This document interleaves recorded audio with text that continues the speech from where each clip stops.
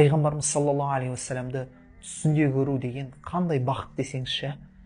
Хадисте пайғамбарымыз саллаллаху алейхи уассалам айтады: "Мән раани фил манами фасайарани фил яқаза" дейді.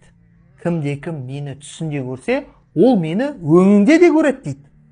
Өңінде, "Вала ятамассалу шайтану би", және де шайтан менің кейпіме ене алмайды дейді. Бұл хадисті имам Бухарида, имам Муслимда, Абу Даудта жеткізген. Енді осы хадистен ғалымдарымыз мынандай бір үкім шығарады. Өңінде көру деген қалай деген? Өңінде қалай көреді? Өңінде дегенді ақырет күнінде ерекше пайғамбарымыз саллаллаху алейхи вассаламға ол адам жақын болады. Яғни ерекше жақыннан көреді.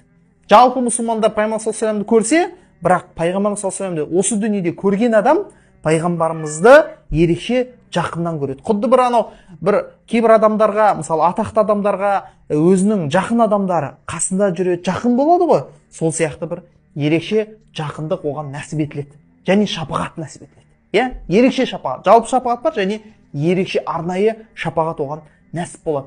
Және осыдан тағы да бір ерекше бір үкім шығарады ғалымдарымыз. Ол дегеніміз, яғни ол адам дейді, иншаалла иманмен дүниеден өтеді дейді. Оған дәлел біз бағана айтып кеткеніміздей, ақыретте пайғамбар саллаллаху алейхи вассалам қасында болады, жақын болады. Демек, бұл жақындық тек қана мұсылман адамға нәсіп болады.